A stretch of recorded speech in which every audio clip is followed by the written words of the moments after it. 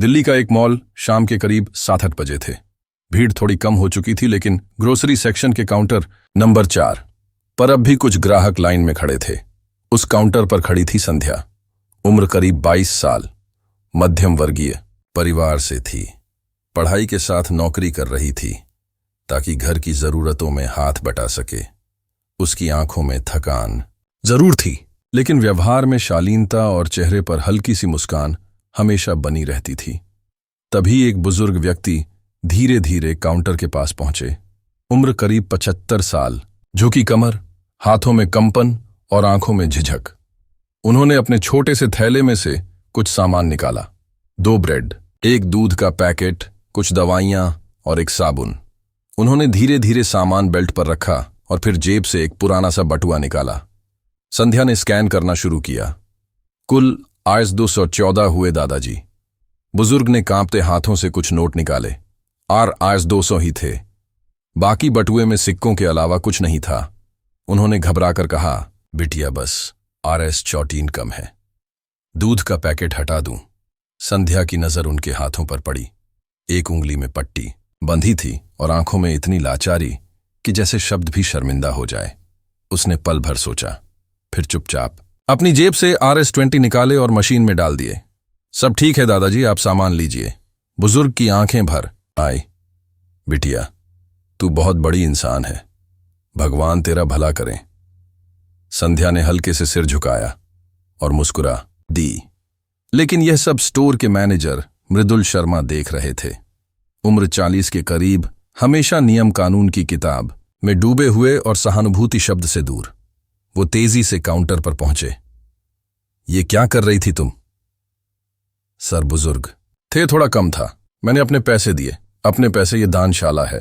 क्या स्टोर के सामने ऐसी भावनाएं चलेंगी तो बाकी लोग भी तमाशा बनाएंगे। लेकिन सर, अधिक तुम अब इस स्टोर में काम नहीं करोगी। यू आर फायर्ड अभी। इसी वक्त संध्या को समझ ही नहीं आया कि वह क्या कहे। भीड़ में कुछ लोग चुपचाप देख रहे थे। किसी ने कुछ नहीं कहा। बुजुर्ग हाथ जोड़ते हुए बोले, साहब, बच्ची ने तो इंसानियत दिखाई है। मृदुल ने उनकी बात को अनदेखा कर दिया। संध्या ने काउंटर से अपना आईडी बैज उतारा, धीरे से मुड़ी और बाहर निकल गई।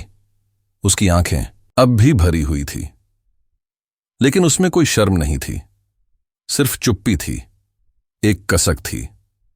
बाहर जाते वक्त उस बुजुर्ग ने उसका हाथ पकड़ा और कहा, बिटिया, ये जो तूने किया है ना, इसकी कीमत तू सोच भी नहीं सकती।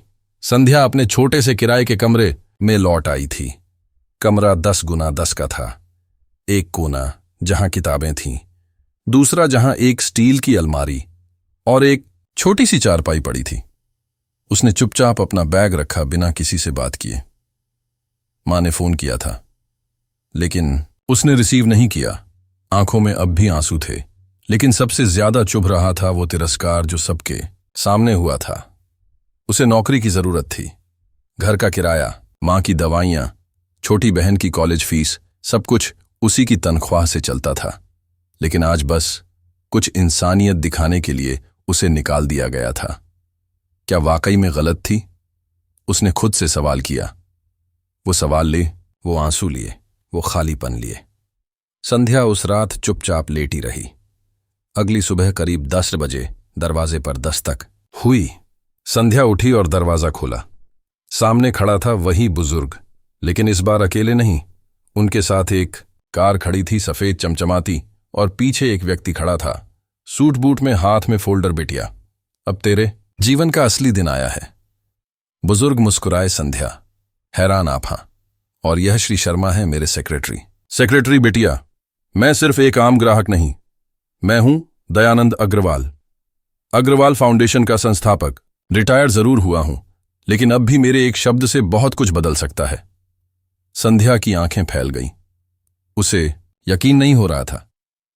कल जब तूने बिना सोचे मदद की, तब तूने जो किया वह सिर्फ 14 नहीं थे, वह थे एक इंसान का सम्मान बचाना। बुजुर्ग ने जेब से एक लिफाफा निकाला। यह है तेरी नई नौकरी का ऑफर लेटर, मेरी ही फाउंडेशन की एक शाखा में। ना सिर्फ बेहतर सैलरी, बल्कि वह सम्मान जो तू डिर्व करती है। संध्या की आंखें भर आई। लेकिन सर, मैंने तो कुछ खास नहीं किया था। बस यही तो खास था कि तूने बिना किसी स्वार्थ के किया। और बेटा, असली इंसान वही होता है जो दूसरों के लिए बिना सोचे खड़ा हो। संध्या ने लिफाफा हाथ में लिया और वह पहली बार मुस्कुराई। इस बार खुशी की मुस्कान थी, भरोसे की मुस्कान थी। संध्या ने जब फाउंडेशन का ऑफर लेटर खोला, उसकी आंखें भर आईं।